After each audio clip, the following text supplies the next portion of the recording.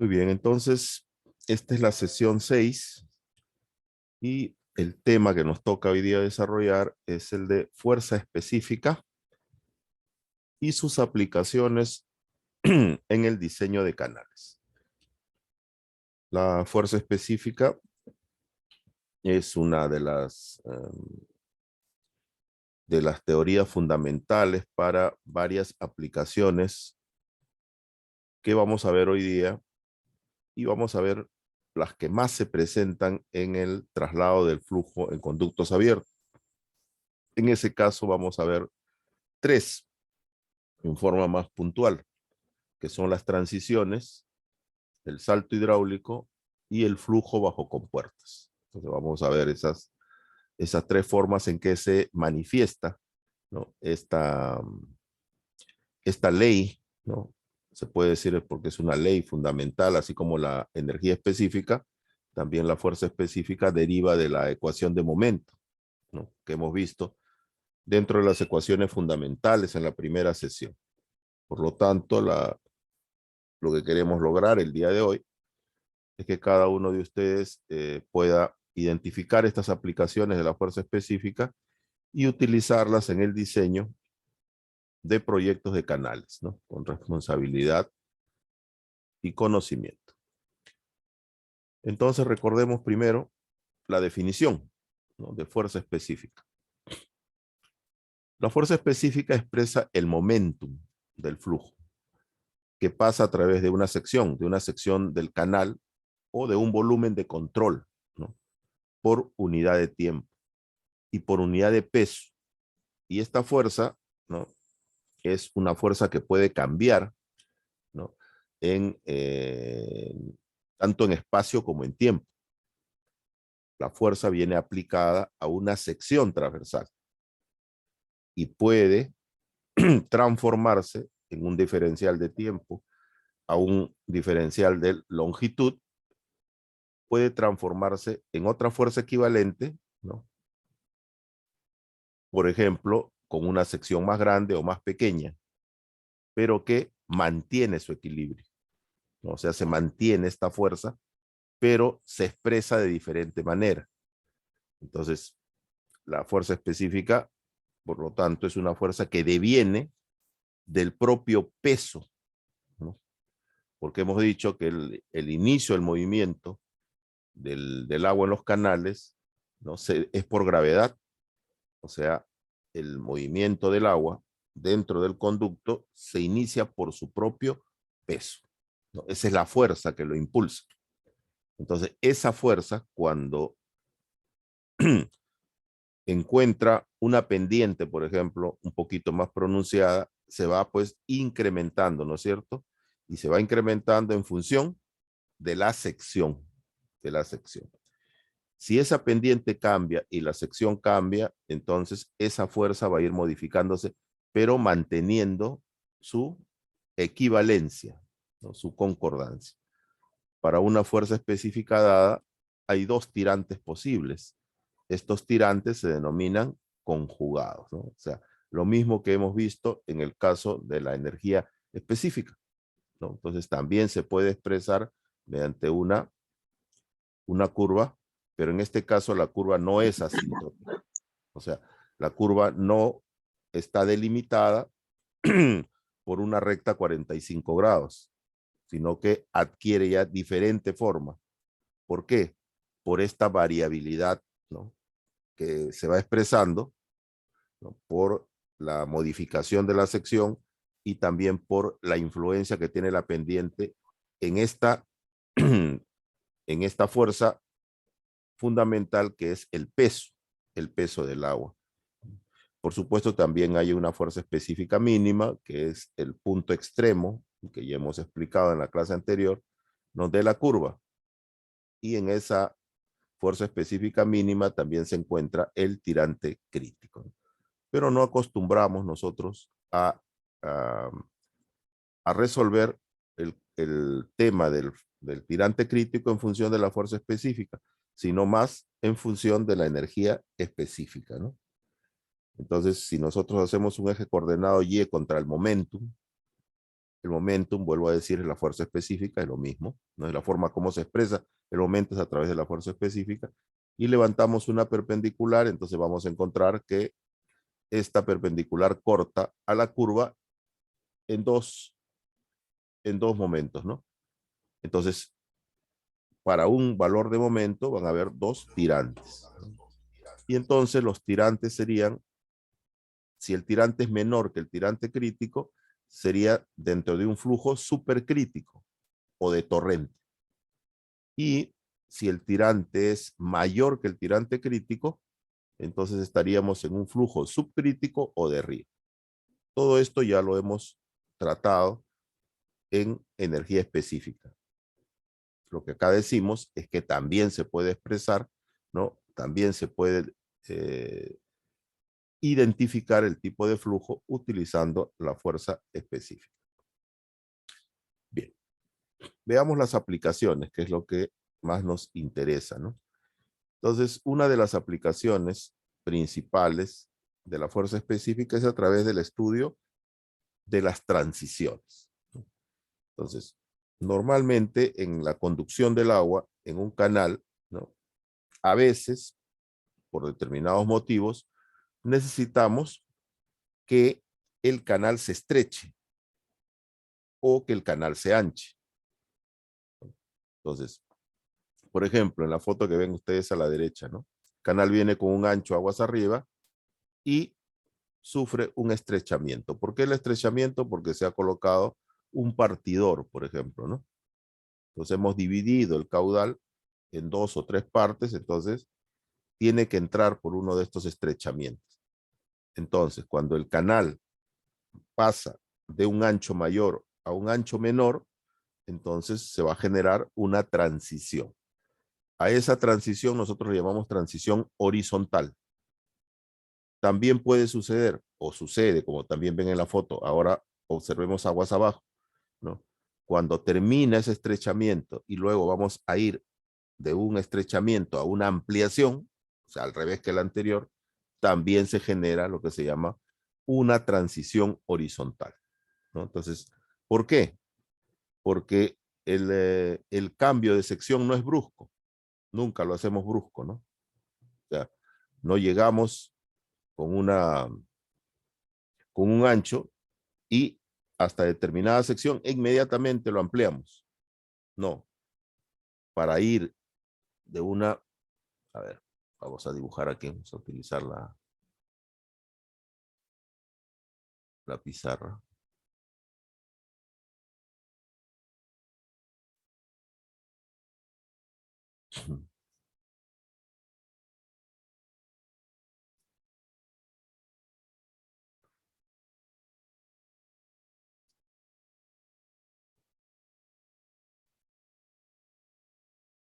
Vamos a ver, lo hacemos.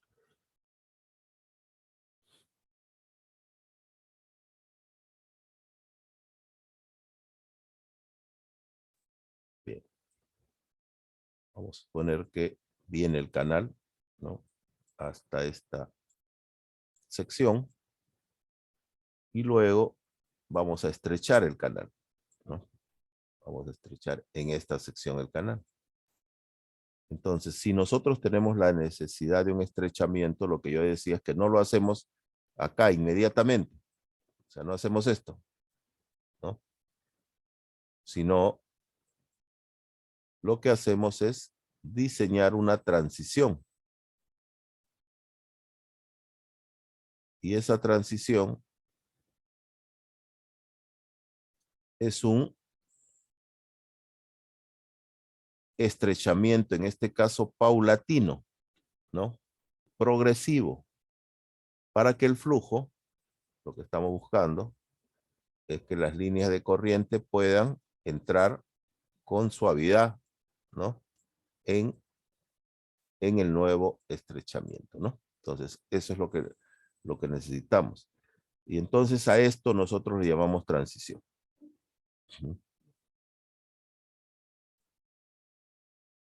¿Qué tipo de transición? Transición horizontal. ¿Cómo se está comportando el flujo en esta transición? Eso es lo que nos interesa, ¿no es cierto? Aquí vamos a poner transición, ¿no? Entonces, si nosotros, a ver, vamos a utilizar mejor.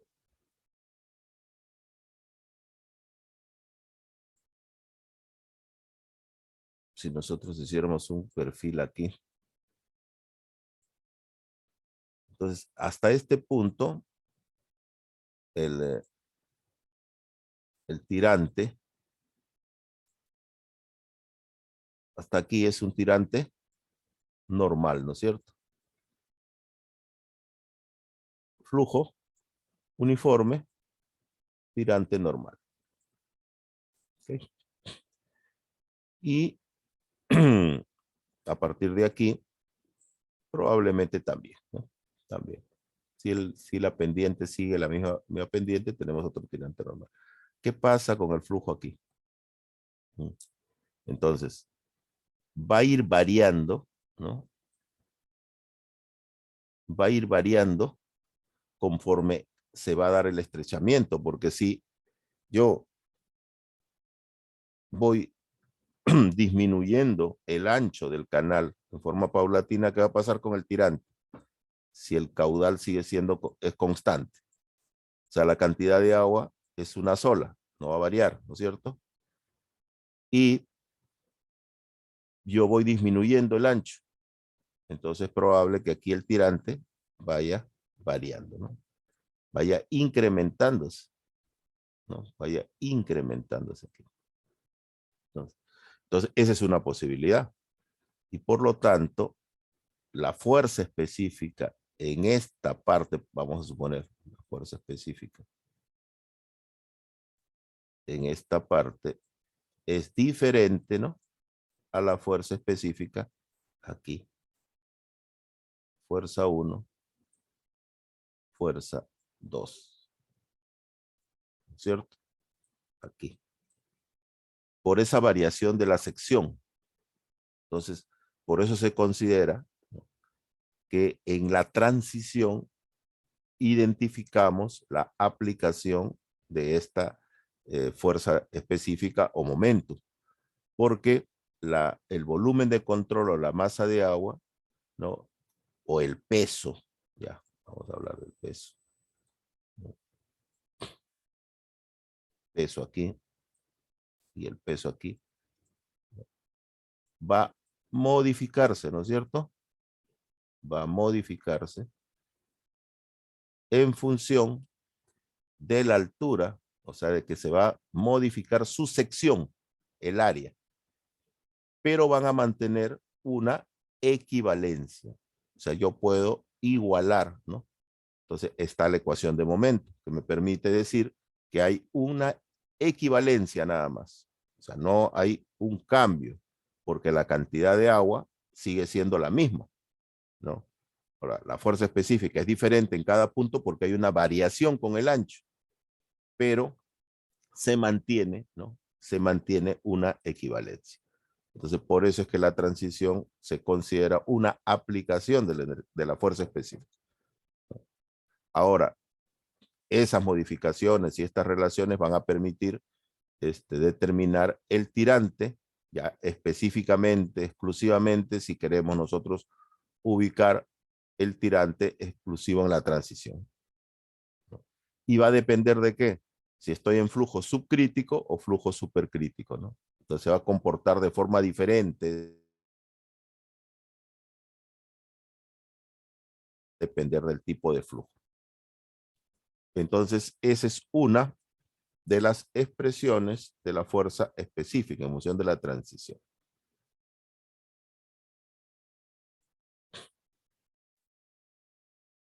Pero hay otro tipo de transiciones, que es la transición vertical.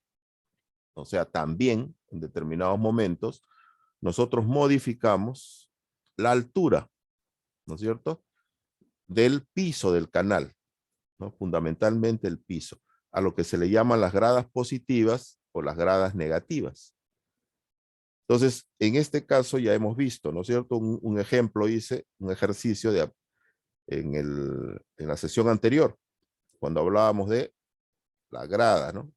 Ese problemita donde planteamos qué altura debe tener una protuberancia, altura máxima, para generar la energía mínima, o sea, el tirante crítico, ¿no?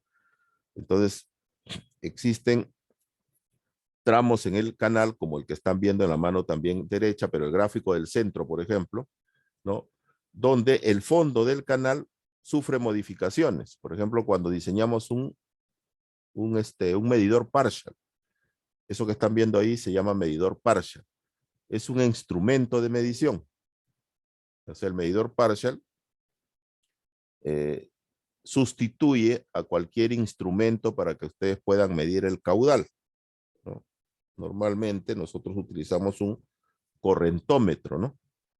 El correntómetro es un instrumento que parece como un avioncito, ¿no? Que tiene una hélice y utilizamos una varilla para introducirlo dentro del agua, y ese correntómetro nos da el valor de la velocidad puntual en diferentes puntos. Y con esa velocidad, multiplicado por el área de la sección, yo puedo encontrar el caudal. Y entonces, normalmente, todas las instituciones, las juntas de regantes, tienen correntómetros, ¿no? Ya han adquirido correntómetros. Y esos correntómetros permiten entonces, van con eso, se ponen justamente esa zona que está en la foto inferior, que tiene una losa encima, justamente es porque esa es una sección de control y ahí se hacen las mediciones. Entonces ahí se ponen en la parte superior, introducen el correntómetro y obtienen.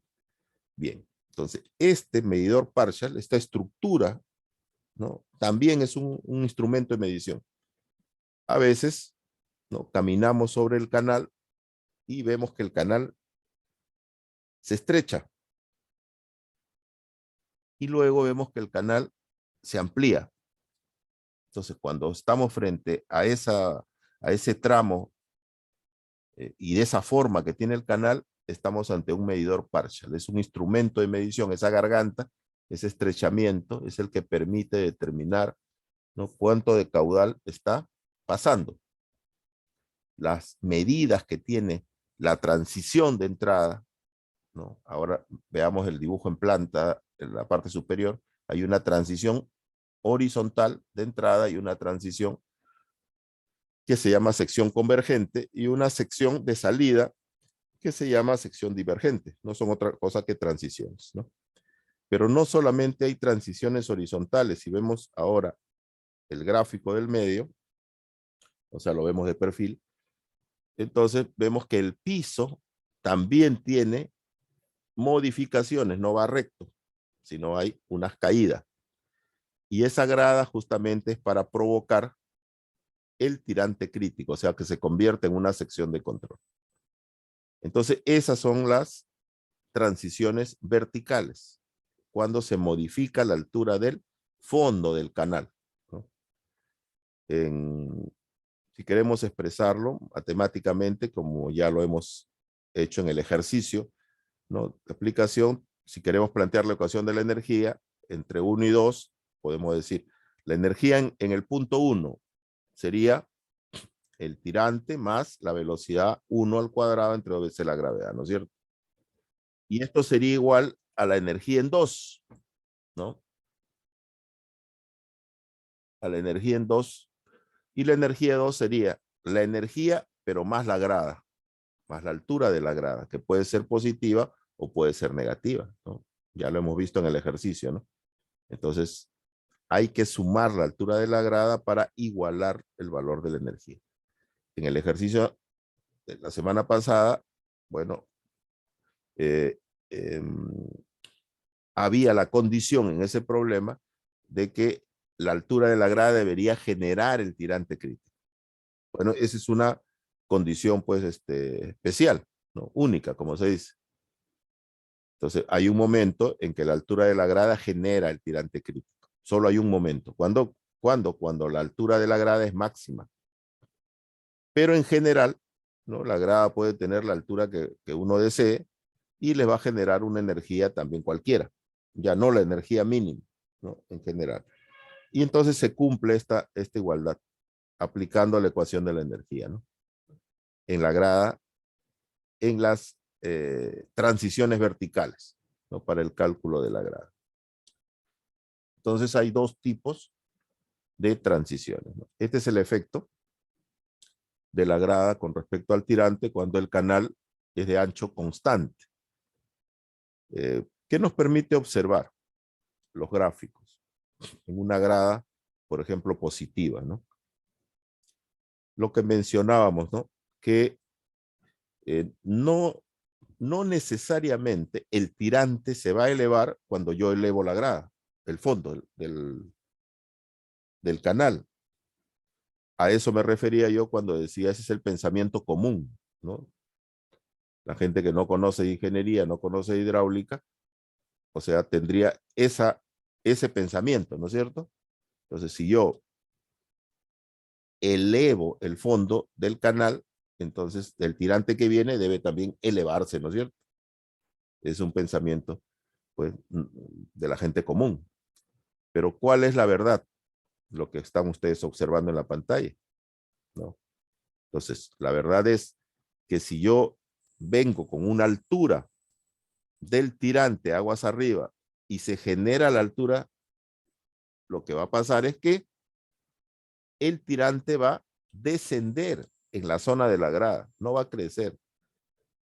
Entonces, eso, pero, pero hay una condición adicional que debemos anotar.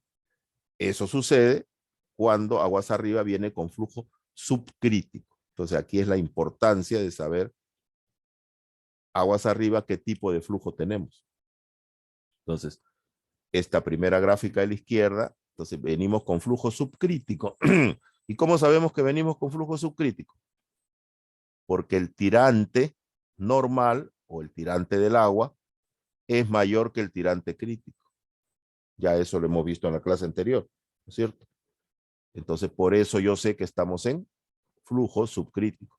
Entonces, cuando tengo flujo subcrítico, ¿no? Aguas arriba, entonces aguas abajo, se genera una grada o se levanta el fondo del canal, entonces el tirante, fíjense, va a disminuir. Va a disminuir. Entonces, y esta es la ecuación que hemos presentado en la lámina anterior, ¿no? La energía en 1 y la energía en 2.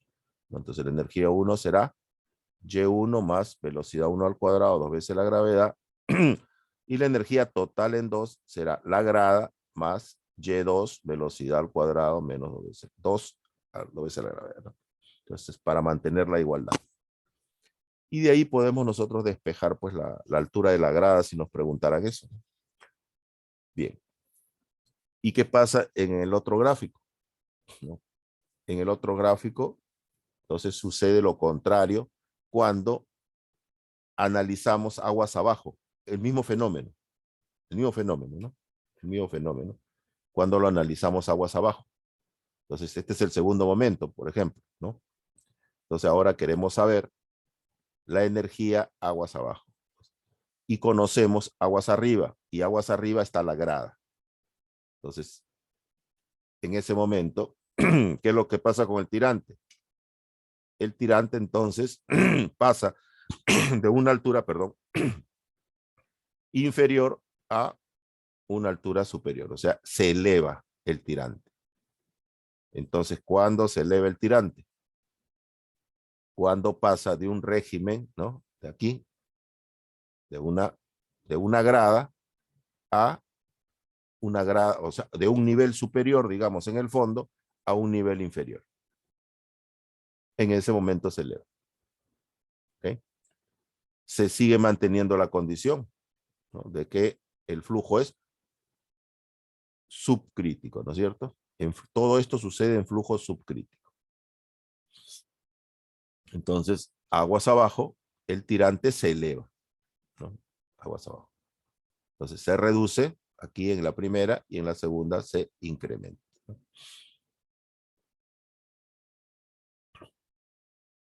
Pero, ¿qué pasa si el flujo es supercrítico? O sea, esto de acá anterior sucede en un flujo subcrítico, ¿no? ¿Qué pasa en el flujo supercrítico? Entonces, este gráfico que está en el medio me permite explicar. Ya he explicado Es como que en este gráfico hay dos gráficos. Olvídense de la línea superior. ¿Ok? Ya eso es lo que hemos explicado anteriormente. Ahora, concentrémonos en esta línea que dice torrente. ¿Por qué? Porque este es el gráfico para flujo supercrítico. Cuando viene aguas arriba, flujo supercrítico. Ya. ¿Y por qué nos damos cuenta que es supercrítico? Porque el tirante es menor que el tirante crítico, ¿no? Vamos a dibujarlo aquí mismo, en este gráfico nomás. Vamos a aprovechar. Entonces, si queremos graficar, seguramente esto es lo que va a pasar. ¿No? Es lo que está pasando, ¿no? Ahí. Ese sería el tirante crítico, ¿no? Este sería el tirante crítico. El mismo, a la misma altura de aquí, es la misma altura que yo le estoy dando acá, ¿ya? Bien, entonces en el flujo supercrítico sí se cumple eso que es el pensamiento común. O sea, si aguas arriba viene con un tirante y le coloco aguas abajo una grada o elevo el piso, entonces el tirante se va a elevar, ¿no? Se va a elevar. No en la misma proporción, ¿eh? Por si acaso, no en la misma, no necesariamente en la misma altura y proporción que la altura de la grada. Eso va a depender, ¿no? De la altura de la grada realmente. Si a la grada le damos la altura máxima, ya hemos dicho eso, lo que se va a provocar es el tirante crítico, ahí en la grada.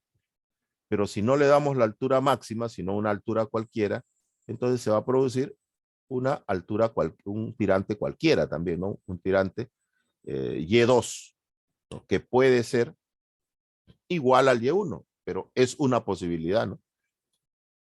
Que yo elija una altura de la grada que me dé la misma grada. Puedo poner una condición del problema, ¿no? O sea, calcule usted la altura, ¿no? De la grada para que el tirante en la grada sea igual al tirante aguas arriba. Puede ser, ¿no? Pero no es necesariamente, es una posibilidad. Puede ser cualquier altura.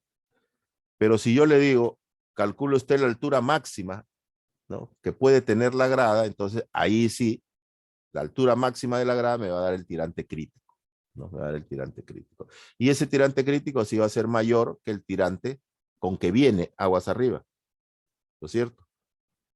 Por teoría, porque si estamos en flujo supercrítico, el tirante crítico debe ser mayor que el tirante normal, ¿no es cierto? Y sub C debe ser mayor que Y sub 1. Entonces miren la importancia de dominar la teoría, ¿no? De tener claridad con respecto a cuándo es la condición de subcrítico y cuándo es la condición de supercrítico. Y lo que hemos recomendado es que principalmente recordemos que esto viene de la relación de enfrentar el tirante crítico con el tirante normal, ¿no? Entonces recordar esa parte. Y ahora que estamos viendo estas transiciones, ustedes se dan cuenta que el comportamiento del flujo, ¿no? Es distinto cuando viene en flujo subcrítico que en flujo supercrítico, en el caso de las transiciones, especialmente las transiciones verticales, ¿no? Como estas. Debemos tener cuidado. Y finalmente, decirles que siempre que tengamos problemas de estas características, como ya lo dije también en la semana pasada, ¿no? De gradas, el gráfico es fundamental, ¿no? O sea, construir el gráfico que exprese la condición del problema me facilita ubicar las variables, ¿no?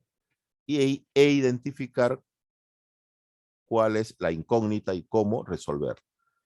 Y casi siempre, eso sí, también pueden recordarlo, ¿no? La solución de este tipo de problema está aplicando la ecuación de la energía entre el punto 1 y el punto 2, ¿no? Puede ser aguas arriba con la grada o aguas abajo con la grada. Bueno, cualquiera sea la condición, pero se resuelve igualando energías. Y aquí ya las ecuaciones que he puesto son las que hemos aplicado en el ejercicio anterior. Ahí está. Para calcular el A máximo, o sea, la grada máxima, la energía aguas arriba, es igual a la energía mínima más la altura máxima, ¿no? Y la energía mínima es la suma del tirante más la velocidad al cuadrado 2 veces la gravedad. Pero, ¿qué tipo de tirante? Para energía, cuando hablamos de energía mínima, el tirante es crítico, ¿no es cierto? Eso lo hemos extraído del gráfico que analizamos, ¿no? Donde se da el tirante crítico, ahí está la energía mínima. Eso es lo que hemos dicho. ¿Ok? Muy bien. Y también hemos dicho que si estamos estamos en una sección crítica, todas las variables están en condición crítica. La velocidad, por ejemplo, aquí es una velocidad crítica. Si no fuera energía mínima, sino energía cualquiera, estamos ante una velocidad cualquiera. Eso también debemos recordar. Bien, veamos ahora el caso del salto hidráulico, que es otra de las manifestaciones o aplicaciones de la fuerza específica. Y quizás podríamos decir que el salto hidráulico es la expresión más clara, ¿no?, de cómo se manifiesta esta ecuación de momentum, ¿no?, esta fuerza específica. ¿Por qué? Porque por la definición de salto hidráulico, miren, salto hidráulico es el paso violento de un régimen supercrítico a uno subcrítico con gran disipación de energía. A ver, analicemos la definición. ¿Cuándo se presenta un régimen supercrítico? Cuando la velocidad es muy alta y cuando las pendientes son muy altas, ¿no es cierto? Eso también hay que tenerlo presente. O sea, el régimen supercrítico está asociado directamente a velocidad alta y a pendiente alta. Entonces viene el canal, a veces kilómetros lo podemos transportar con pendiente suave, entonces ahí no hay ningún problema, ¿no? Pero en eso existe un tramo donde debemos colocarle una pendiente alta. Entonces, y luego después tenemos que regresar a una pendiente suave. Entonces, dice la teoría aquí, la definición, ¿no? En esa pendiente alta se va a generar un régimen supercrítico. Y luego vamos a pasar a una pendiente suave. Entonces, en ese momento, dice la teoría, cuando pasa de ese régimen supercrítico a un régimen subcrítico, en ese momento se produce el salto hidráulico. En ese momento. Es un paso violento, por supuesto, ¿no? Porque pasamos de una pendiente muy alta a una pendiente suave. Ese cambio de pendiente produce un cambio de velocidad, ¿no es cierto? Pero además, y aquí viene la parte que lo vincula, la fuerza específica, o sea, la fuerza que adquiere la masa de agua, ¿no?, y que termina en la parte final con una sección transversal pequeñita. Entonces, en ese momento cambia la pendiente a pendiente casi horizontal y entonces toda la energía que se ha acumulado en ese momento se libera, se produce el salto hidráulico y genera una sección 2 grande, pero se mantiene el equilibrio. Entonces hay una fuerza en esta sección pequeña 1 y la fuerza 2 en la sección grande. Este gráfico que ven ustedes aquí abajo, más o menos, esquematiza este fenómeno. Aquí está viniendo la pendiente bien alta, ¿no?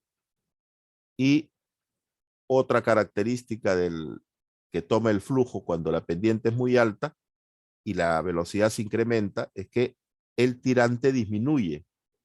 Mientras más velocidad va adquiriendo el flujo, el tirante se pone más pequeñito, ¿no? Esa es una característica.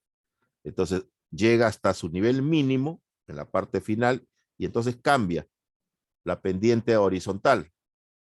Y entonces a esta sección es la que me estoy refiriendo, que se aplique esa fuerza específica que es el peso, ¿no es cierto? El peso que trae, pero trae con gran velocidad y con gran acumulación de energía, y uno puede determinar la fuerza que está aplicada sobre esta sección, que es pequeña, ¿no? Entonces es pequeña, una gran fuerza, ¿no es cierto? Entonces cuando cambia la pendiente, se cambia horizontal, toda esa fuerza acumulada, esa energía acumulada por esa fuerza que se ha producido, se libera, ¿no? Y se genera lo que se llama el salto hidráulico o el resalto. Bien, se genera. Y esta liberación de energía se da en una longitud determinada de espacio. ¿Y cómo se comporta el flujo en ese momento? Bueno, ese es un estudio que se hace como flujo inestable, ¿no? Impermanente, que no se estudia en el pregrado. Pero lo que sí estudiamos en el pregrado es esta longitud del salto. ¿Cuánto debe ser? Y también estudiamos cómo se puede calcular el tirante a la entrada y luego de que se produce el salto, entonces se incrementa el tirante, ¿no? Y nosotros podemos determinar cuánto es este tirante Y2, ¿no? Que se le llama tirantes conjugados, ¿no? Tirantes conjugados. Entonces, no así estudiamos al detalle cómo se comporta el flujo acá intermedio, ¿no? Lo que sí sabemos es que hay una fuerza F1 en Y1 y una fuerza F2 que están en balance por la ecuación de momento, ¿no? Entonces, porque es el mismo caudal que después, nuevamente, aguas abajo, adquiere su tirante normal, ¿no? Aguas abajo adquiere su tirante normal. El salto hidráulico entonces puede ocurrir en la superficie libre de un flujo homogéneo, pero también en la interfase de un flujo estratificado. Ya eso depende ya del número de Freud. O sea, hay un parámetro que permite observar los diferentes tipos de salto que se pueden dar, ¿no? De flujo homogéneo, de flujo estratificado. Y en esa longitud, entonces puede ir en cualquier dirección, por si acaso. Pero en ambos casos, el salto hidráulico es acompañado de una turbulencia significativa y, por supuesto, de esta liberación de la energía, ¿no? La pérdida de la energía. Esa es la característica del salto hidráulico. Estos son los tipos de salto y esa es una de las primeras preguntas que a veces uno hace, ¿no? Diga usted el tipo de salto que se está produciendo. Entonces, para yo responder esa pregunta, lo que ustedes deben es recordar que la clasificación de los saltos está en función del número de Freud que hemos visto en la clase anterior, ¿no es cierto? Entonces, el número de Freud hemos dicho que es un número que relaciona las fuerzas gravitacionales con las fuerzas inerciales, ¿no? Y el número de Freud es igual a la velocidad entre la raíz cuadrada de la aceleración de la gravedad por A sobre T. En algunos libros, en vez de A sobre T, ponen D mayúscula, que es lo mismo, ¿no? Porque D mayúscula es igual a A sobre T. Entonces, calculamos el número de Freud entonces para responder esta pregunta, nada más. Si el número de Freud es igual a 1 o menor que 1, también habría que decirlo, no hay salto. ¿Ya? Esto es importante que lo recuerden, ¿no? Porque en un problema, en un parcial, por ejemplo, yo pregunté, dígame usted el tipo de salto, ¿no? Y cuando calculaban el número de Freud le salía menor que 1. Yo no sé por qué magia respondían, ¿no? Uno de la clasificación, cuando lo que debían responder es que no hay salto, ¿no? No hay salto hidráulico. Muy bien. Si el número de Freud es mayor de 1 o menor de 1.7, el salto se llama ondulador. Si el número de Freud es superior a 1.7 pero menor a 2.5, el salto se llama débil. Y si el número de Freud es mayor a 2.5 pero menor a 4.5, el salto se llama oscilante. Dicho sea de paso, este es el rubro en el que nos movemos, ¿no? Cuando diseñamos una poza disipadora, que es lo que controla el salto hidráulico. Y a veces, en algunos casos, como por ejemplo cuando diseñamos la galería de salida de una captación en un embalse, que se llama obra de toma, ¿no? En un embalse, en una represa, por ejemplo, ¿no? La estructura de salida está en el fondo. El agua ingresa por el fondo a una galería, pero colocamos una compuerta nosotros en la entrada para controlar, pues, ¿no? cuando deseamos, cuánto deseamos que salga de agua, pues si sale, abrimos toda la compuerta a la mitad, un tercio. Entonces, cuando abrimos la compuerta y como existe una gran acumulación de agua y de energía en el embalse, el agua después trata de salir con una fuerza tremenda, se genera un salto dentro de esa galería subterránea que está enterrada. Y entonces en ese caso nosotros imponemos que el número de Frost sea 2.5 como máximo. ¿Para qué? Para que ese salto sea débil. Porque como nosotros no vamos a poder controlar, ni siquiera mirar eso, si se sucediera una falla, ¿no? Entonces va a ser muy difícil pues que uno ingrese a inspeccionar eso. Entonces le imponemos un número de Frost para que el salto sea débil a propósito, ¿no? Así lo diseñamos hidráulicamente. Esa es la importancia. Le pongo esos ejemplos para que vean la importancia de este número en el diseño hidráulico, en el dimensionamiento posterior que vamos a hacer de algunas estructuras hidráulicas. Entonces, esto que aprendemos ahora tiene aplicación. No es solamente por presentarlo. Bien, si la disipación de energía es del 45 al 70%, entonces le llamamos salto permanente. Y si la disipación de energía es del 85% más, se le denomina salto fuerte. ¿Cuándo se presentan estos dos últimos? En estos casos que estoy, no en el caso de la salida del agua en la galería, sino en el caso de embalses, de presas. En grandes represas, nosotros diseñamos otra estructura hidráulica que se llama un aliviadero de demasías, ¿no? Entonces, es una de las estructuras componentes de la represa, ¿no? Tiene una salida que le llamamos aliviadero. Cuando el agua llega a determinada altura, ya no debe subir más. Entonces el agua debe comenzar a salir por un aliviadero. Entonces, ese aliviadero está constituido por una forma redondeada que se llama cimacio, pero a continuación viene una rápida. O sea, viene un canal inclinado. Y luego, al final, viene un tramo horizontal. Entonces regresamos a la definición. Tramo de gran inclinación y luego tramo horizontal, salto hidráulico, pues, ¿no? Entonces, pero imagínense ustedes, estamos hablando de grandes alturas y un caudal enorme que va a salir en ese momento. Entonces, ahí suceden estos saltos, que es salto permanente o el salto fuerte. Pero ahí lo que hacemos es dejar que se libere nomás la energía. Y entonces, al final del salto, de la parte inclinada, en la parte horizontal, inclusive le hacemos una forma redondeada, como a eso le decimos la salida en esquí. Entonces se observa bonito cuando entra en operación y el salto se observa pues enorme que el agua salta, ¿no? Claro, la caída después va a generar una gran erosión, pero ahí se construyen pues estructuras para contener la erosión.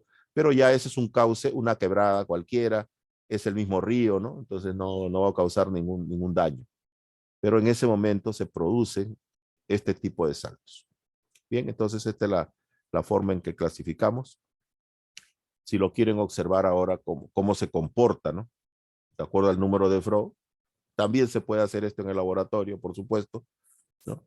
Porque ¿de qué depende el número de Frost? De la velocidad, ¿no? Recuerden, número de Frost igual velocidad entre la raíz cuadrada de la gravedad por el tirante en secciones rectangulares, ¿no? Entonces, el tirante va a permanecer de repente constante, la aceleración de la gravedad es una constante, entonces aquí el tema es la velocidad, ¿no?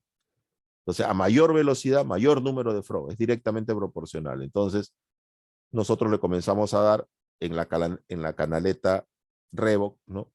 En el laboratorio, o sea, diferentes velocidades, provocamos el salto hidráulico y le provocamos diferente velocidad y entonces ahí se puede observar estos comportamientos del salto.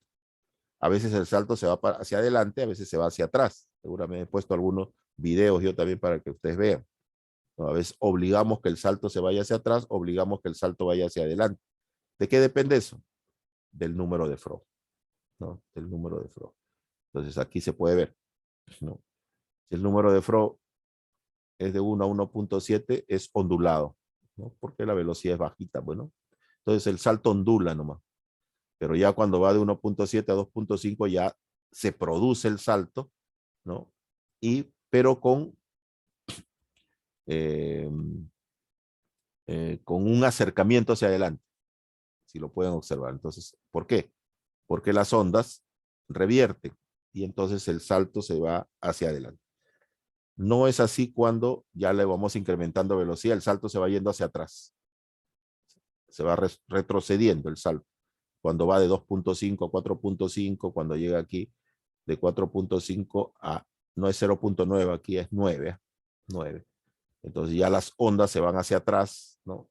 Con gran disipación, pero hacia la parte de atrás. Y cuando está por encima de 9 ya se va definitivamente hacia atrás, ¿no? El salto. ¿Cómo se calculan? Ahora sí vamos a entrar a los dos parámetros que se calculan en el salto hidráulico. A este nivel calculamos las conjugadas, o sea, los tirantes, y calculamos la longitud del salto, nada más. Esta es la relación para calcular las conjugadas para secciones rectangulares, ¿no? Que es la que en el 99% de los casos utilizamos. Entonces, ¿qué nos dice la expresión? Y sub 2, que es el tirante aguas abajo, entre Y sub 1, el tirante cuando inicia el salto, es igual a 1/2 por la raíz de 1 más 8 veces el número de Froh al cuadrado. Ahí termina la raíz. Menos 1. ¿No? Lo normal es que nosotros ingresemos conociendo Y1. ¿No es cierto? O sea, hay que conocer uno de los valores para calcular el otro, ¿no? Entonces, de alguna manera, o al revés, conociendo Y2 para calcular Y1 o conociendo Y1 para calcular Y2. Es indistinto. Y por supuesto, debemos conocer el número de Froh, ¿no? Entonces, lo normal es que conozcamos Y1 y número de Froh y calculemos Y2. O sea, conozco el tirante con el que comienza el salto y el tirante con el cual termina el salto. Y luego, para calcular la longitud del salto, tenemos, bueno, varias posibilidades, ¿no? Varias posibilidades. Primero les presento la fórmula de la USBR. La USBR es la entidad normalizadora de los Estados Unidos. United States Burial Reclamation. Y ellos nos presentan varias fórmulas realmente, porque esta entidad viene haciendo investigaciones, ¿no? Es una entidad muy seria. Tiene una página web muy interesante. Bueno, todo está en inglés, por supuesto, pero ahí están las últimas investigaciones y ha puesto todas sus publicaciones en forma libre, que uno puede revisar. Es una fuente de información para nosotros muy valiosa. Bueno, de todas esas fórmulas publicadas, yo he escogido esta, la de función del número de Froh, porque me parece que es una de las más precisas, ¿no? Una de las más precisas actualmente, para determinar la longitud del salto. Esta longitud del salto la calculamos. Y2, o sea, el tirante, al final del salto, el mayor, que multiplica 3.491 más 0.73 por el número de Froh, menos 0. Estos son factores ya de corrección, los dos últimos, ¿no? 0.06 número de Froh al cuadrado menos 0, porque están con menos, 0.00144 número de Froh al cubo, ¿no? Entonces, con eso podríamos calcular la longitud del salto.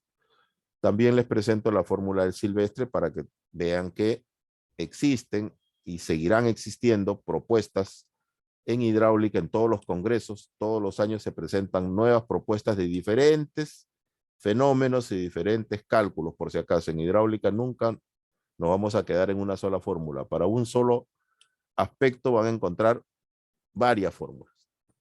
¿Cuál vale? Todas valen, ¿no? Pero hay que validarlas realmente con la experiencia en la práctica, ¿no?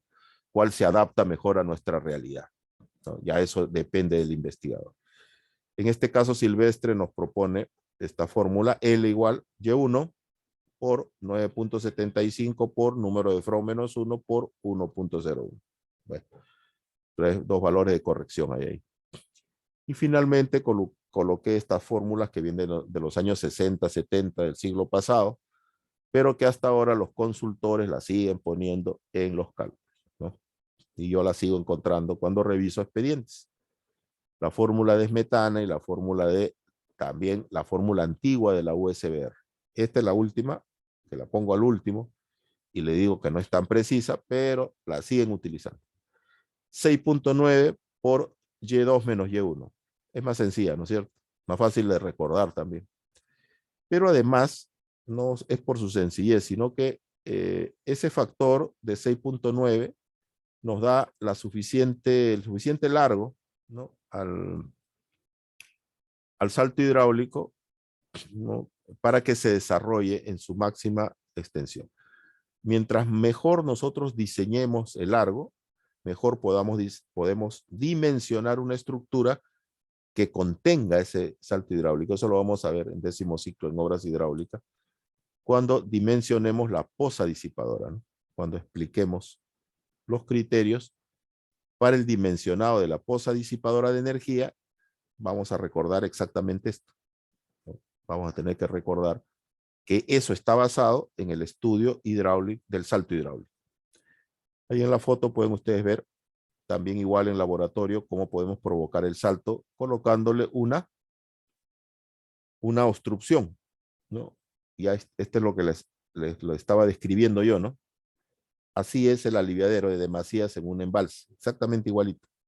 Tiene la parte redondeada, viene la rápida, o sea, la pendiente, esa pendiente bastante pronunciada, y luego viene un cambio brusco al final, ¿no? Por una pendiente suave, ¿no?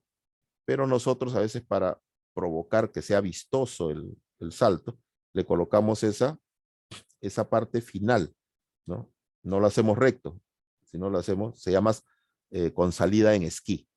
Y entonces ahí ya puede uno observar académicamente, ¿no? Colocamos esa obstrucción, ¿no? Que viene con el canal para que los alumnos observen el salto, ¿no? Y ahí está el salto. Y luego puedan hacer las mediciones también, ¿no? De el tirante del ingreso y calculen ustedes el tirante. Ahí podemos colocar el instrumento de medición de la altura y se mide pues la altura.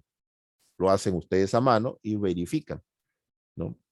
Si se está provocando. Luego también medimos el largo, ¿no?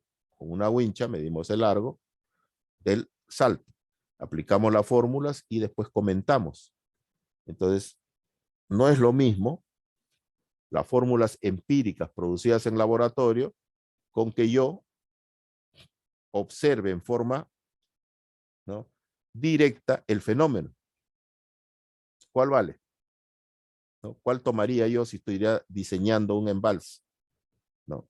Entonces, por eso es que nosotros recomendamos que cuando se diseñen estructuras de gran volumen, se construya la estructura en modelo físico reducido en el laboratorio y se pruebe en el laboratorio, porque ahí están las medidas exactas que se van a producir en la naturaleza y ahí hacemos las correcciones, ¿no? Entonces, esto se lleva a un laboratorio de campo, se llama, ¿no? Todos los laboratorios de hidráulica tienen dos partes.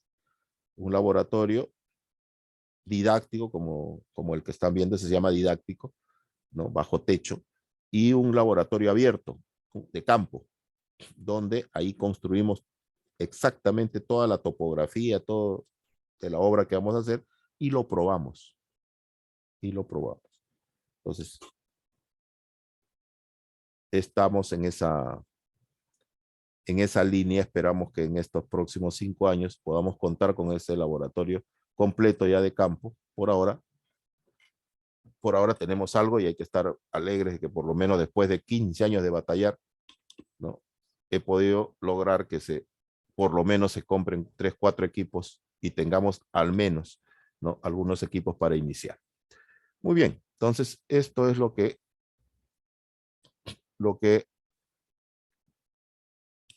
debemos conocer con respecto a esta aplicación de la fuerza específica, que es el salto hidráulico. Ahora vamos a ver una tercera aplicación, la tercera aplicación, que es el flujo en una compuerta. ¿Cómo se comporta el flujo en una compuerta, no? Ahora que ustedes fueron a visitar ese canal, no, es probable que hayan encontrado compuertas, ¿no? A veces las compuertas son transversales al flujo, están en medio del canal, o a veces las compuertas son laterales, ¿no? Entonces hay salidas laterales que tiene el canal. Bueno, ¿cómo se comporta el flujo en esa compuerta? Eso es lo que vamos a ver ahora. Bien, si consideramos el fondo plano y despreciamos las pérdidas de carga, entonces vamos a tener este gráfico que ustedes ven ahí, ¿no? Es una vista de perfil, un corte longitudinal, hemos hecho un tramo del canal, y entonces, ¿qué observamos? Aguas arriba, o sea, a la izquierda, ¿no? Entonces hay un tirante Y1 y la altura de velocidad, que no se observa físicamente, ¿no es cierto? Es teórica, ¿no? Pero que está por encima del tirante, que es la velocidad al cuadrado entre 2 veces la gravedad, esa línea segmentada, ¿no? Y la suma de esos dos componentes es la energía, pues, ¿no es cierto? La energía en ese punto, ¿okay? Que debe ser la misma energía a lo largo de todo el canal. Muy bien. ¿Qué más tenemos? Viene la compuerta, ¿no? Entonces abrimos la compuerta, el agua pasa y entonces se genera dos componentes ahí. El primero es la abertura de la compuerta, que ahí le hemos identificado como A minúscula, ¿no? Esa es la abertura de la compuerta. No tiene nada que ver con la altura de la grada. Ya no, olvídense de eso. Esta es la abertura de la compuerta, que es variable, ¿no es cierto? Yo puedo abrirla una cantidad hasta una abertura máxima, pues de diseño, me imagino que tiene la compuerta. Inmediatamente después de la compuerta, cuando el agua pasa, se genera un tirante Y2, que es distinto a la abertura, por si acaso. No es lo mismo. El tirante del agua inmediatamente después de la compuerta que la abertura de la compuerta. ¿Por qué? Porque el agua no pasa pues así en forma recta, ¿no? Entonces, cuando uno abre la compuerta, en el esfuerzo que hace el agua por pasar, se achica un poquito, ¿ya? Se achica. Se contrae, es la palabra, ¿no? O sea, sufre una contracción por el esfuerzo que hace en pasar. Claro, si fuera vertimiento libre, o sea, si yo abro la compuerta por encima del tirante Y1, el agua va a pasar de frente, ¿no? Entonces ahí no necesito nada que calcular, porque voy a calcular, ¿no? Ahí lo mismo que como he calculado en flujo uniforme, ¿no? Manning arriba, Manning abajo, ahí no hay, es como si no hubiera compuerta. Pero aquí el caso es que hay una compuerta que no se abre totalmente y que aguas arriba, la altura del agua está por encima de la abertura, ¿no es cierto? O sea, Y1 es mayor que A. Por lo tanto, el agua hace esfuerzo. Entonces sufre una contracción. ¿Por qué? Porque esto es sumergido, ¿no? O sea, la abertura se dice está sumergida. ¿Por qué? Porque el tirante aguas arriba es mayor que la abertura. Entonces sufre esta contracción. Por eso es que Y2 no es igual a A, ¿ya? Y si queremos nosotros calcular la energía inmediatamente después de la compuerta, entonces sería ese tirante Y2 contraído, más la velocidad en 2, que también es diferente a la velocidad en 1. ¿Por qué? Porque al yo reducir, o sea, esa abertura, ¿no es cierto?, es menor que aguas arriba, o sea, la sección. Entonces, ¿qué pasa cuando yo reduzco la sección? La velocidad se incrementa, ¿no es cierto? ¿Por qué? Porque el caudal es constante, el caudal no se mueve. Y lo que he hecho es reducir la altura del tirante, entonces, para que se mantenga la igualdad, entonces lo que tiene que crecer es la velocidad, porque he reducido el área, entonces tiene que incrementarse la velocidad. Por eso es que en el gráfico, ¿no? Esta altura de velocidad es mayor que la altura de velocidad aguas arriba. ¿Ok? Muy bien, entonces partiendo de estos criterios, entonces se plantea pues ahora la ecuación, ¿no? ¿Y cuál ecuación se plantea? La energía antes de la compuerta y la energía después de la compuerta. Y queda de la siguiente manera, acá está. Y1 más velocidad 1 al cuadrado, 2 veces la gravedad, igual a Y2 más velocidad al cuadrado por 2 veces la gravedad, ¿no es cierto? Nada más. ¿Y por qué queda así? Porque estamos despreciando las pérdidas de carga, ¿no es cierto? Estamos despreciando la pérdida de carga. O sea, todo es plano, ¿no? No interviene tampoco la pendiente, no hay modificaciones. Y porque si nosotros quisiéramos considerar aquí las pérdidas de carga, ¿no? ¿Qué tipo de pérdida de carga hay en conductos abiertos? Solamente hemos dicho, recuerden lo que, anótenlo si es posible, en conductos abiertos, en algunos casos, se considera solamente pérdidas de carga por fricción. Eso lo hemos estudiado en fluidos 1, ¿no es cierto? Las pérdidas de carga son de dos tipos, por fricción y localizadas. Pero las localizadas aparecen cuando hay accesorios, cambios de dirección bruscos, etcétera, ¿no? Y eso no sucede pues en un canal, en conductos abiertos. Por eso es que no existen o no se considera las pérdidas de carga localizadas. Entonces quedarían solo las por fricción. Pero las pérdidas por fricción, para que tengan significancia o para que lo podemos considerar en una ecuación, tendrían que ser la longitud, el tramo, porque las pérdidas por fricción se dan por tramo, tendrían que ser muy largos, ¿ya? El fenómeno debería producirse en un tramo muy largo, porque la pérdida de carga por fricción depende de L, que es la longitud. Si la longitud es corta, le va a salir pues una pérdida de carga de 0.000, ¿no? Por el milésimo, que por eso se desprecia, ¿no? Por esa condición no la consideramos. Entonces aquí, fíjense ustedes, ¿no? Estamos tomando una distancia aguas arriba y miren esta distancia aguas abajo. Entre esta distancia pues no hay más de 2 metros, y hablando de valores ya físicos y reales que ustedes de repente han visto en los canales esos pequeños, ¿no? Entonces imagínense, pues en 2 metros va a salir algo insignificante de pérdida de carga. Por eso es que no se consideran. Por eso en compuertas, la ecuación de la energía, aguas arriba y aguas abajo, tiene esa igualdad. Ahora, ¿cómo se incorpora?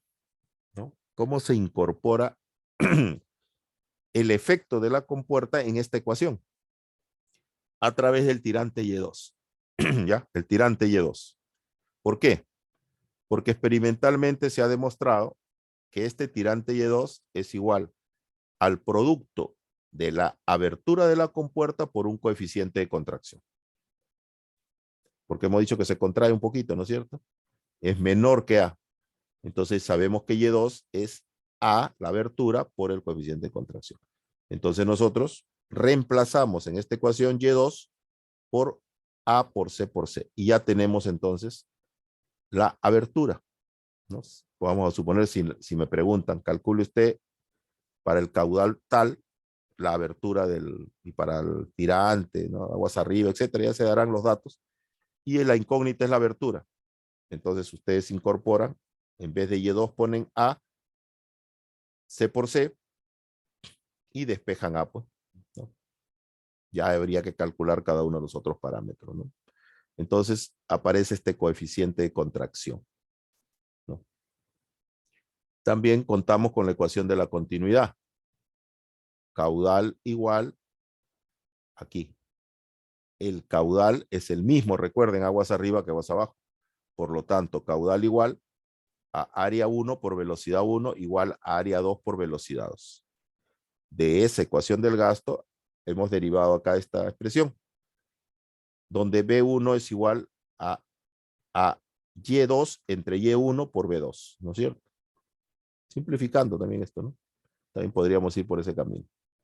También podemos utilizar esta expresión para sustituir las velocidades y todo dejarlo en función, ¿no? De una incógnita y de el valor de la abertura, ¿no? Por supuesto, el coeficiente de contracción tiene que ser calculado. Y para eso tenemos algunas tablas que nos entregan algunos investigadores, ¿no? Y también tenemos unas fórmulas. Antes de presentar esas tablas, esas fórmulas, aquí nuevamente el gráfico, ¿no? Donde podemos observar lo mismo que hemos visto, ¿no? Pero aquí lo que les quiero presentar es lo siguiente, para que lo recuerden. una vez que el tirante se contrae, entonces hay una liberación de energía y se produce el salto hidráulico. Esa es la parte que faltaba en el gráfico anterior. Otra de las formas en que se produce el salto hidráulico es cuando se abre una compuerta. Y eso lo van a ver ustedes, lo vamos a ver en el 10º ciclo, ¿no? Varias veces, ¿no? ¿Por qué? Porque en varias estructuras hidráulicas que diseñamos, entonces vamos a utilizar compuertas y por lo tanto hay que diseñar una estructura para contener este salto hidráulico inmediatamente después. No solamente cuando se coloca esa obstrucción, ¿no? Se va a producir el salto hidráulico, también se va a producir por la abertura de una compuerta. Entonces, miren, ya he dado 3 momentos o 3 momentos en el diseño de canales que se va a presentar el salto hidráulico. Primero, cuando hay un cambio brusco de pendiente, una pendiente muy alta y una pendiente suave. Segundo, cuando hay una obstrucción, el agua tiene que pasar por encima y se genera en la parte posterior esa pendiente alta y otra pendiente. O sea, cuando hay una obstrucción. Segundo. Y tercero ahora, cuando abrimos una compuerta, es el tercer caso en que se presenta el salto hidráulico asociado, por supuesto, a la apertura de la compuerta, ¿no? Entonces, eso es lo que quería explicarles, que se produce acá un salto. Ahora, este tirante Y2, que no aparece aquí, ¿no es cierto? Pero que ya lo hemos presentado en el caso anterior, este tirante contraído, no es igual al tirante al inicio del salto. Pero como ustedes ven, a veces la diferencia es pequeñísima. Y entonces nosotros en la solución de los problemas, y pueden ustedes también tomar eso, asumimos que este Y2 es igual al tirante de inicio del salto. Recuerden, asumimos, ¿no? O sea, calculamos este Y2, que es igual a ¿qué? Hemos dicho. A la abertura A por el coeficiente de contracción. Y decimos que este Y2 es igual al inicio. Decimos eso. Porque en los canales que nosotros diseñamos, la diferencia, ¿no?, es mínima. Ahora, si ustedes quisieran calcular, voy a utilizar el lapicito. No, te estoy hablando de esto. Aquí hemos dicho que hay un Y2, ¿no es cierto? Para utilizar la simbología del dibujo anterior. Acá utilizan en vez de Y, D. Es lo mismo, ¿no? Acá tirante normal, Y sub N. Este es el tirante crítico, Y sub C, ¿no?, que no varía, por supuesto, porque es imaginario, tiene un solo valor, no hay tal altura. Y entonces aquí se iniciaría el salto, ¿no es cierto? Entonces aquí tendría que haber un Y. Y este es el otro Y, ¿no? Este es el otro Y del salto. Entonces, como ustedes pueden observar, aquí hay un espacio, una longitud. No, aquí hay una longitud. Porque verdaderamente así es como se comporta el líquido, el fluido. Y el tirante parte de un tirante pequeño y crece hasta un tirante un poquito más grande, ¿no? Entonces, esto de aquí lo vamos a estudiar en las próximas clases, después del parcial.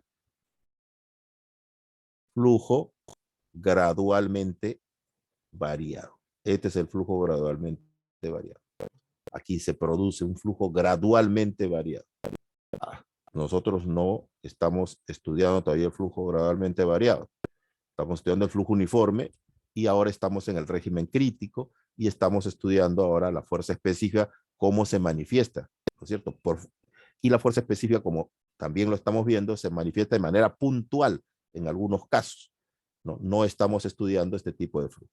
Por eso es que ahora no lo voy a mencionar.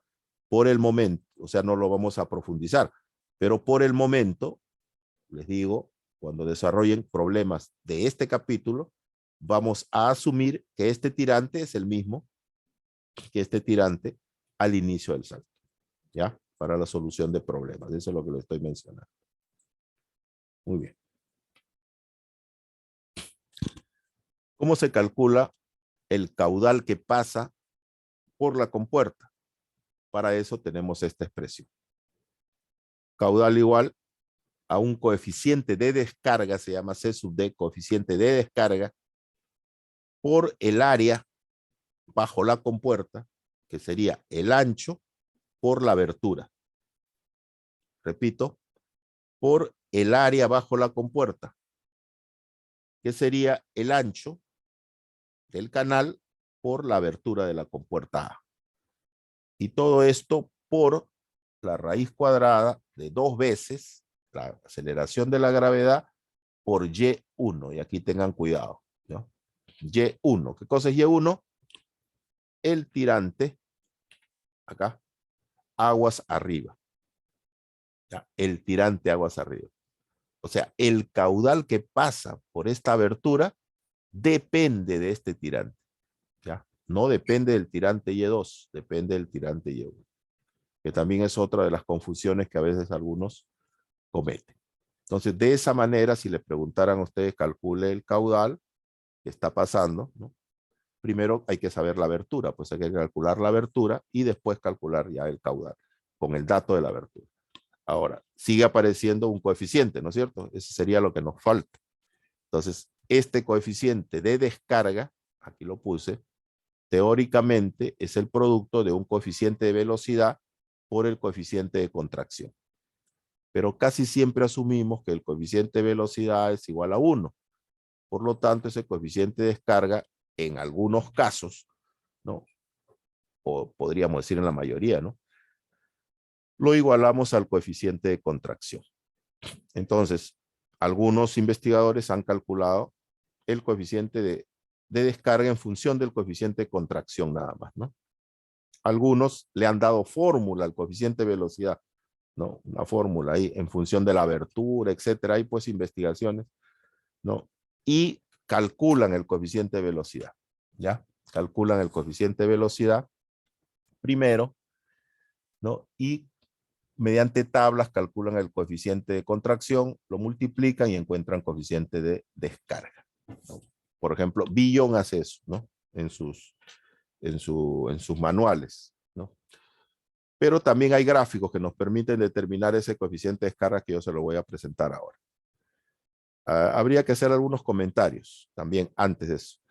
Esta ecuación puede aplicarse a cualquier tipo de compuerta, sea con vertimiento libre o sumergido, ¿no? Pero principalmente es para vertimiento sumergido. En todos los casos se supone que el coeficiente de Coriolis es 1, ¿no? Ya hemos expresado eso, ¿no? Que en canales pequeños, en canales rectangulares, alfa va a ser 1, por eso es que no lo consideramos aquí en esta ecuación. Recuerden que alfa multiplica a la altura de velocidad, ¿no? Es un coeficiente de corrección de la velocidad. Entonces, por si se preguntan, entonces sí, lo mantenemos como 1. Y la descarga bajo una compuerta sumergida puede tener diversas características, ¿no? Ya hemos explicado eso, ¿no? Cuando no se forma salto, cuando el número de Froh es 1 o menor que 1, ¿no? Puede formarse un salto libre, que es el salto débil que llamamos, pero también puede formarse un salto sumergido, ahogado. Ya eso depende de... el salto ahogado depende de que yo le coloque una obstrucción en la parte final. Eso a veces lo hacemos en laboratorio para que lo vean, ¿no? Le colocamos un límite, inclusive vamos moviendo ese límite y ustedes van a ver que el salto ya no se ve, sino se ahoga, ¿no? Muy bien. Entonces, a continuación vamos a ver cómo se calcula ese coeficiente de descarga para calcular ese caudal, pero mediante gráficos. Pero eso lo vamos a hacer, ya, lo vamos a hacer. Les decía que para calcular ese coeficiente de descarga, que es necesario para determinar el caudal, si nos preguntaran a nosotros cuánto es el caudal que está pasando en esa compuerta, si quisiéramos calcular, entonces el elemento principal es la abertura realmente, ¿no? O sea, el caudal está en función de la abertura. Mientras más grande sea la abertura, mayor será el caudal, pues, ¿no es cierto? Bien, pero hay un elemento que es el coeficiente de descarga, que es un elemento de corrección, como ya he explicado varias veces antes. Estos coeficientes aparecen en casi todas las fórmulas hidráulicas, y esto obedece a que las fórmulas hidráulicas no vienen de deducción matemática, sino vienen de trabajos experimentales, ¿no es cierto?, en laboratorio. Y cuando uno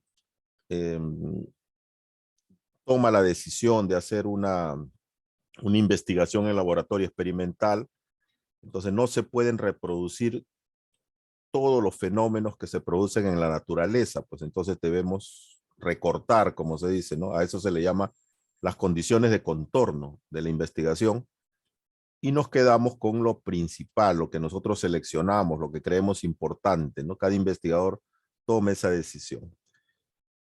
Y después al final, cuando ya plantean su ecuación, entonces ahí es donde aparecen los coeficientes. ¿Para qué?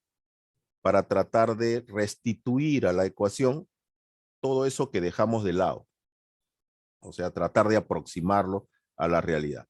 Y entonces así aparecen los coeficientes, y estos coeficientes pues tienen diferente concepción, o sea, cada investigador los plantea de diferente forma, y no necesariamente pues aproximan exactamente a la realidad, pero sí, o sea, logran reducir pues la incertidumbre que se ha generado cuando hemos retirado algunas características del fenómeno a investigar. Bien, entonces en general, ¿no?, así aparecen los coeficientes en las fórmulas de hidráulica. En este caso, en el caso de compuertas planas o compuertas verticales también se le llama, entonces ustedes pueden observar, ahí está el gráfico de Gentiline, ¿no?, que fue presentado en el libro de Rose, donde en función de una relación Y1 sobre A y en función del ángulo que hace la compuerta con el fondo del canal, entonces podemos determinar un coeficiente de descarga. Entonces Y1, ya sabemos, es el tirante antes de la compuerta o aguas arriba, tal como está acá en el gráfico. Y A es la abertura, ¿cierto? Es la abertura. Entonces, dividimos, encontramos un valor y subimos una perpendicular hasta cortar una de las curvas. Y las curvas están referidas a los ángulos que puede tener o que puede formar esta compuerta plana vertical. Lo normal es que nosotros la colocamos recta, ¿no es cierto? O sea, a un ángulo de 90 grados, ¿no? Es lo más usual. Pero también se utiliza colocándoles un ángulo determinado, ¿no? Ya eso depende del diseñador. Entonces vamos a suponer que Y1 entre Y2 es 0.8, es 8, y que el ángulo es de 90 grados. Entonces subimos la perpendicular, intersectamos la curva de 90 grados, nos vamos hacia la izquierda, ¿no?, con una recta, con una horizontal, y el valor sería pues 0.58, ¿no? Si queremos ya aproximar un valor. Ahora, si queremos sacar el valor exacto, dividimos, pues, ¿no? Aquí está 0.50, 0.55, y acá dividimos de a 1, pues si es posible, ¿no? 56, 57, 58 pues, aproximadamente, ¿no? Muy bien. Entonces, de esa manera sencilla, encontramos el coeficiente de descarga utilizando estos gráficos que le llaman los gráficos de Gentilini. ¿Okay? Entonces, repito, dos datos, la relación Y1 entre A y el ángulo que forma la compuerta con el fondo del canal. Nada más, así de sencillo. ¿Qué pasa cuando tenemos una compuerta que es radial? ¿No? Porque existen dos tipos de compuertas, ¿no? Las compuertas planas, que son las más comunes, las que ustedes ven para canales pequeños, pero cuando los canales ya son más grandes, ¿no?, cuando utilizamos bocatomas, por ejemplo, ¿no?, obras de captación grandes, embalses, entonces utilizamos compuertas radiales que resisten mejor la presión, grandes presiones hidrostáticas, ¿no? O sea, curvas. Para este caso, Gentilini también nos propone un gráfico, ¿no? Aquí está el gráfico para calcular los coeficientes de descarga cuando la compuerta es radial. ¿De qué depende? Depende del ángulo que forme, aquí este ángulo, a ver, vamos a, aquí, este es el ángulo, este es el ángulo teta, ¿no? Que después de la abertura, ¿no? Se supone de que, si seguimos la forma, ¿no? Entonces, ahí está cerrado, ¿no es cierto? Estos son los ejes de pivot, este es el centro del pivot de la compuerta radial, y esta sería la compuerta, ¿no? Esta sería la compuerta radial. Entonces, ahí está cerrada, ¿no es cierto? Entonces, nosotros abrimos la compuerta, que es lo que ya está la figura dibujada. Abrimos la compuerta y se genera a la altura de la compuerta un horizontal, ¿no? Ya dependiendo del valor de A, pues, ¿no? Y entonces el ángulo teta es el ángulo entre esa horizontal y la tangente del punto de acá final, ¿no? Se levanta una tangente, por supuesto que es aproximado, pues, ¿no? Pero se levanta una tangente al punto final o al punto de inicio, que quieren ustedes, la parte baja, ¿no? De la compuerta. Y entonces medimos este ángulo y con este ángulo nos vamos aquí al gráfico, la parte horizontal, vamos a suponer que es de 60 grados, ¿no? Subimos una perpendicular y intersectamos las curvas. Acá iba diferentes curvas. Ahora, ¿qué valor tienen las curvas? Y1 entre A.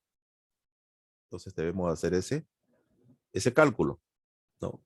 El tirante ante la compuerta entre la abertura me va a dar un valor. Vamos a suponer que me salió 3.5 a 60 grados. Sería la primera, la segunda, la tercera curva, ¿no? Entonces 1, 2, 3 aquí. Me voy hacia la izquierda y aquí encuentro el valor de, sería pues 0.63 aproximadamente, ¿no? 0.63, el coeficiente de descarga. Entonces ya ustedes lo hacen con escuadras, con su reglita, imprimen estos gráficos, ¿no? Y los tienen listos para ser utilizados,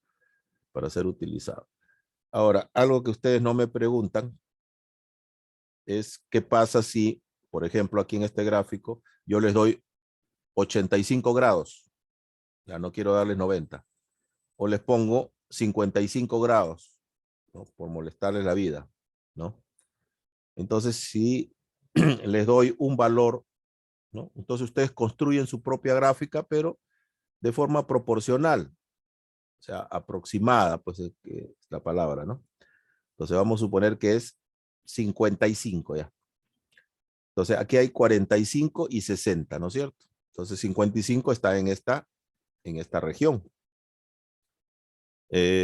A ver, hay 15, ¿no es cierto? Entonces construyo curvas cada 5, pues, ¿no? Proporcionalmente.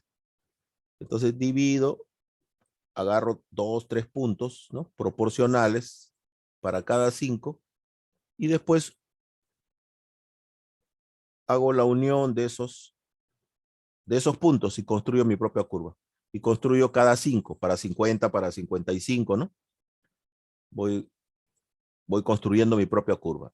Es proporcional nada más, ¿no? Proporcional, no paralela, porque como hay variación, hay que hacerla proporcional, ¿no? Entonces divido, por decir en esta sección y en esta sección, entonces divido proporcionalmente, o sea, puntos proporcionales, ¿no? Puntos proporcionales, y después con una regla de curvas, ¿no? Un pistolete o curvígrafo, como quieran llamarlo ustedes, entonces trazo uno de esos puntos y construyo mi propia curva. Y esa es la curva con la cual trabajo. O sea, construyo la curva en base a las curvas ya existentes, nada más, por proporciones.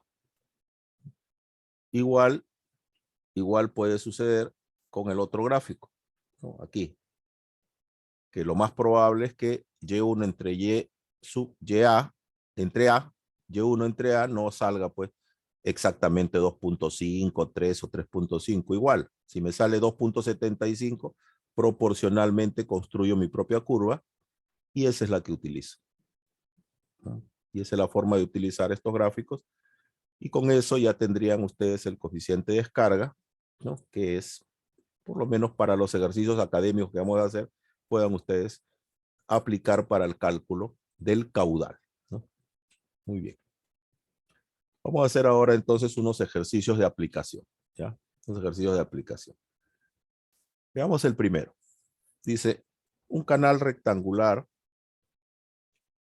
de 6 metros de ancho lleva un gasto de 11.5 metros cúbicos sobre segundo, con una velocidad de 6 metros sobre segundo al final de la rápida.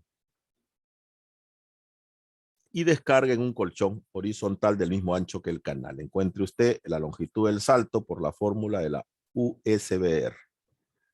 Bien. Entonces ahí están los datos, ¿no? 6 metros el canal, que es el mismo ancho que tiene la parte inclinada, que le llamamos rápida, ¿no? También como se aprecia aquí en la foto, ¿no? Ahí va el canal y ahí se inicia una inclinada, ¿no? Una rápida se le llama ese tramo, que tiene la misma sección. Pero al final descarga en un colchón, ¿no? Que también tiene el mismo ancho. Lo que me piden es la longitud. Entonces, muy bien. Entonces, el primer paso que yo debo hacer es calcular el tirante crítico para poder saber con qué tipo de flujo me estoy moviendo. Lo más probable es que yo esté trabajando en esa parte final con flujo supercrítico, pero lo voy a verificar. Entonces calculamos el tirante crítico. Y como es una sección rectangular, como dice acá rectangular, estoy aplicando el cálculo del tirante crítico con la ecuación directa o discreta. En este caso sería tirante crítico 0.467 por el caudal unitario elevado a la 2/3. Y sabemos que el caudal unitario o caudal específico, también le llaman algunos, entonces es el caudal entre el ancho. Entonces hacemos ese cálculo, reemplazamos, lo elevamos a la 2/3 y lo multiplicamos por 0.467 y obtenemos el tirante crítico. En este caso sería 0.72. Bien. No tengo el tirante normal, aguas arriba, ¿no es cierto? Entonces, aplico la ecuación del gasto para determinar ese caudal, ese tirante normal, ¿no? El tirante que está pasando en ese momento. Para eso aplico la ecuación del gasto. ¿Por qué? Porque tengo la velocidad, ¿no? Me dicen que es 6 metros sobre segundo la velocidad. Entonces yo sé que caudal, ¿no? Es igual al área por la velocidad. Por lo tanto, de ahí despejo el área, sería caudal, ¿no? Caudal entre velocidad. Y de el área, que sería B por Y, conozco también el ancho, que es 6. Por lo tanto, la única incógnita sería el tirante, ¿no es cierto? Entonces despejo el tirante y me sale 0.32.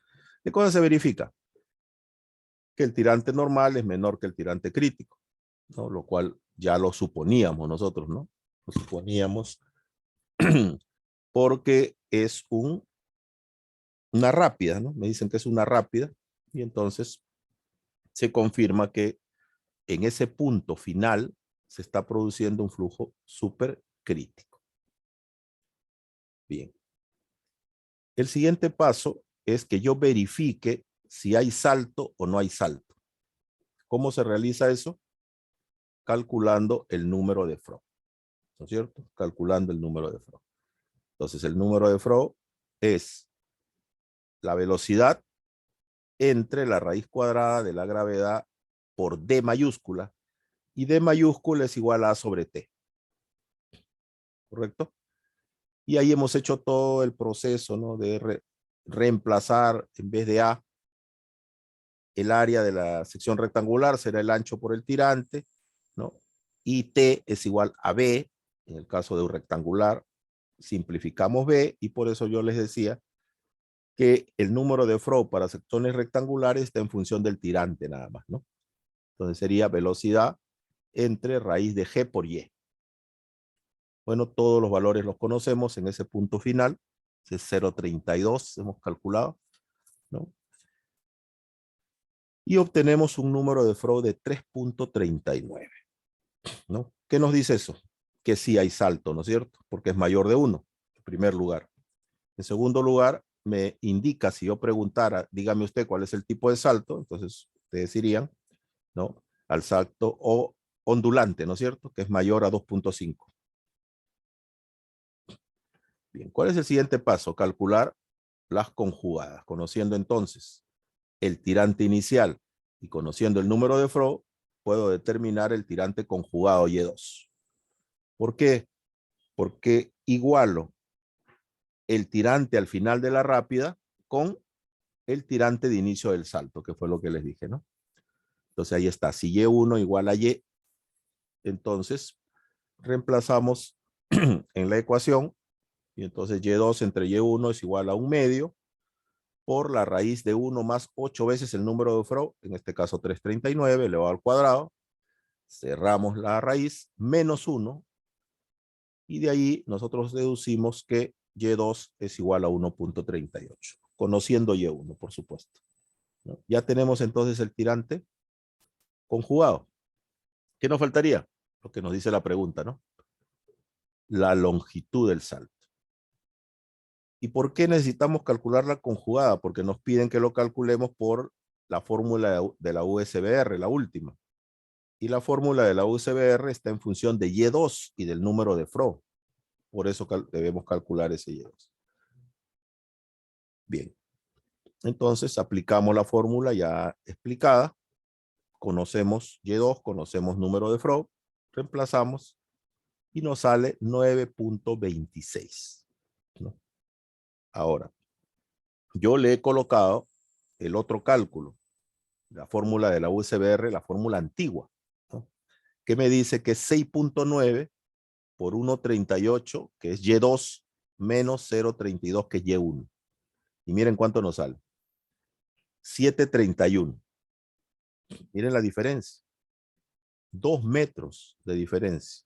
Por eso les decía que yo recomiendo que no utilicen esa fórmula antigua, sino que utilicen una de las fórmulas modernas o la fórmula que les he presentado, porque les otorga mayor seguridad. Mientras mayor longitud yo pueda sustentar justificadamente con esta fórmula, por ejemplo, entonces yo me voy por mayor seguridad, ¿no? En cuanto al desarrollo de la longitud del salto. ¿Por qué? Porque ya les he explicado, lo que se produce, el flujo que se produce es un flujo impermanente, ¿no? Y entonces nosotros no estamos analizando realmente el flujo, o sea, cómo se está comportando el flujo dentro del salto. Solamente estamos calculando el tirante al inicio, el tirante al final y la longitud. Entonces, ¿por qué? Porque ese comportamiento es inestable, ¿no es cierto? Y entonces nosotros necesitamos la mayor longitud para lograr que el salto caiga dentro de la poza disipadora y se libere la energía y se controle, ¿no? El salto, que no es otra cosa de controlar la velocidad para que no me provoque erosión, ¿no? Y el agua pueda ir aguas abajo con un tirante normal. Entonces me conviene la mayor longitud. Entonces, eso era el ejemplo para que ustedes puedan darse cuenta, ¿no? De esta condición. Y ahí tienen otra foto con el mismo dibujo de la vez pasada, donde se ve el salto, ¿no? Bien. Vamos a ver un ejemplo donde vamos a calcular el flujo bajo compuertas. ¿Ya? A ver, en una compuerta de izaje de la figura, vamos a ver la figura, se pide calcular el tirante aguas abajo. El tirante conjugado, ¿no es cierto? Y2. Si el salto hidráulico tiene un ahogamiento de 15%. ¿Ok? Si el salto hidráulico tiene un ahogamiento del 15%. O sea, entre este Y2 y el salto hay un ahogamiento de 15%. ¿Ok? Considerar datos como, a ver, el tirante aguas arriba de la compuerta 2.5 sea lo que nosotros hemos escrito como Y1, sino que acá están utilizando otros símbolos. No importa eso. El ancho del canal de 5 metros, ¿no? Y la abertura de la compuerta es de 0.5. ¿Ok? O sea, 50 centímetros de la altura de la compuerta y la carga o la altura del agua ante la compuerta 2.5. Perfecto. Ahí están los datos, ¿no? 15% ahogamiento. Muy bien. Vamos a la solución. Entonces, como yo les expresaba, también podemos encontrar ese coeficiente de contracción por fórmulas o por tablas. Aquí yo le voy a presentar una de las tablas. Esa es la tabla de Yukovsky, ¿no? Y esta tabla de Yukovsky nos otorga valores de coeficiente de contracción en función de esta relación. A entre H sub 0. ¿Qué cosa es A? La abertura. ¿Qué cosa es H sub 0? El tirante antes de la compuerta. ¿Ok? Entonces, aplicando acá, A entre H sub 0 sería la abertura 0.50 de dato y el tirante era 2.50, ¿no es cierto? Entonces nos sale 0.20. Nos vamos aquí a la tabla. Para 0.20, el coeficiente de contracción 0.62. Si nos saliera pues un número 0.22 o 0.23 o 0.25, entonces lo que hacemos es interpolar nada más. Bueno, listo. Y sabemos que en este caso del dibujo y sub 1, ¿no? Es igual, o sea, no importa el símbolo que tenga, ¿no es cierto? Y sub 1 en este caso es el tirante, aquí después de la compuerta, para este dibujo, bueno, para este gráfico, utilizando los mismos símbolos del gráfico, ¿no? Es el tirante. Y hemos dicho que el tirante después de la compuerta es igual a la abertura por el coeficiente de contracción, ¿cierto? Eso lo hemos dicho en la teoría. Por lo tanto, si el coeficiente de contracción es 0.62 y la abertura 0.50, multiplicamos y encontramos ese tirante, que sería 0.31. Ya tenemos el tirante después de la compuerta. Muy bien. Vamos a calcular el caudal entonces, ¿no? ¿Cómo se calcula el caudal? Ahí está la fórmula. Caudal igual, coeficiente de descarga, por el ancho del canal, por la abertura, por la raíz cuadrada de 2 veces la gravedad, por el tirante antes del agua, antes de la compuerta. En este caso, H sub 0. Lo que nos faltaría es calcular el coeficiente de descarga, ¿no es cierto? Porque todo lo demás lo conocemos. Aplicamos entonces el gráfico de Gentiline y Gentiline nos dice que para el gráfico hay que calcular previamente este Y1 entre A, que para nuestro caso será H sub 0 entre A, ¿no? Para el gráfico. Los dos datos lo tenemos, pues 250 entre 0.5 nos sale 5. Entonces aquí en la parte baja tenemos 4, 6, acá 5. Acá sería 5, ¿no? A ver, vamos a comprobar. Aquí sería 5, ¿no? Y el ángulo, en este caso es el ángulo de 90, ¿no? Porque no me dicen otra cosa, ¿no? A ver, en el problema, a ver, es vertical, me dicen, ¿no? Ah, bueno, entonces está más sencillo, pues. Ya, ahí está. Subo la perpendicular, intersecto 90 y luego me voy hacia la izquierda y ahí obtengo el valor.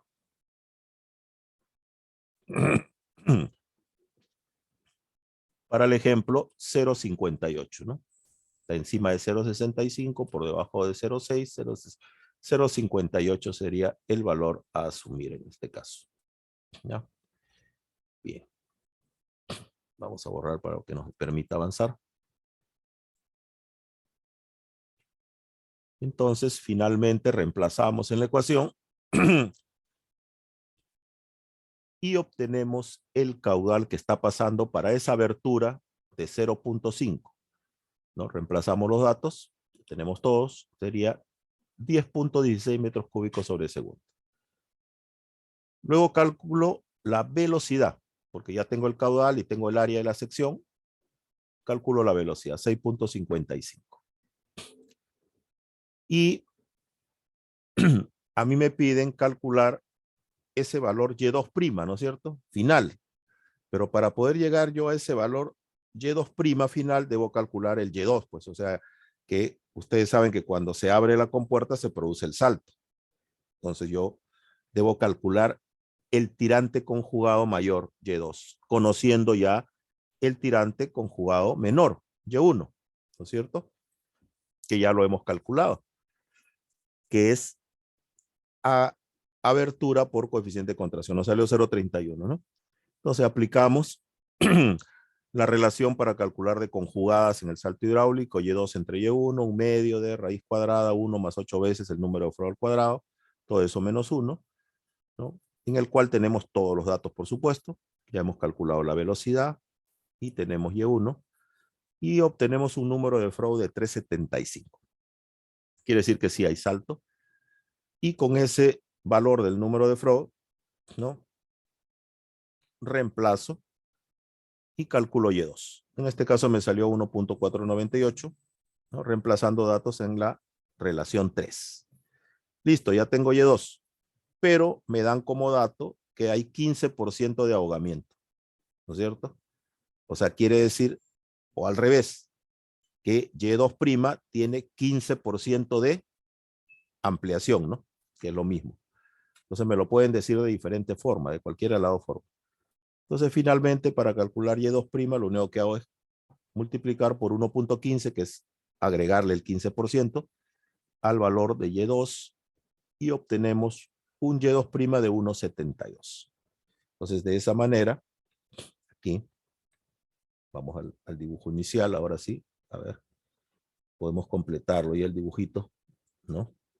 Entonces aquí lo que se ha obtenido aquí es este valor de, bueno, utilizamos la misma simbología de ellos, ¿no? Y2, y quiere decir que el salto se ha provocado, pero de aquí viene, ¿no? Una ampliación. Esa ampliación de aquí es el 15%, ¿no? O que es lo mismo decir que el salto tiene 15% de ahogamiento, ¿no? 15% de ahogamiento. Entonces, eso es lo que hemos ampliado, ¿no? Ahora, ¿se comporta realmente así? Por supuesto, ¿no? Por supuesto.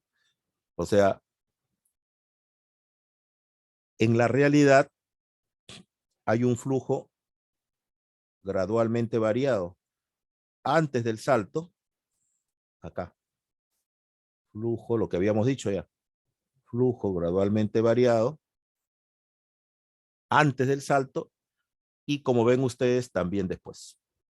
Flujo gradualmente variado, que ya vamos a aprender a diseñarlo en las próximas clases, ¿no?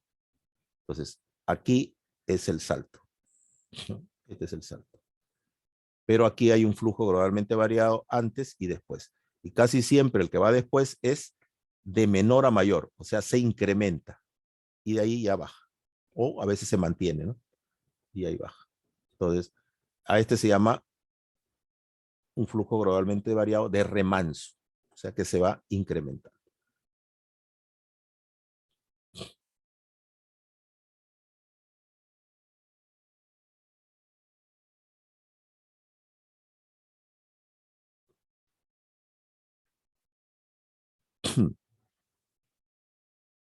Entonces tienen la tabla de Yukovsky, tienen los gráficos de Gentiline como apoyo para la resolución de problemas de flujo bajo compuertas. Muy bien. Entonces, eso es lo que quería presentarles el día de hoy.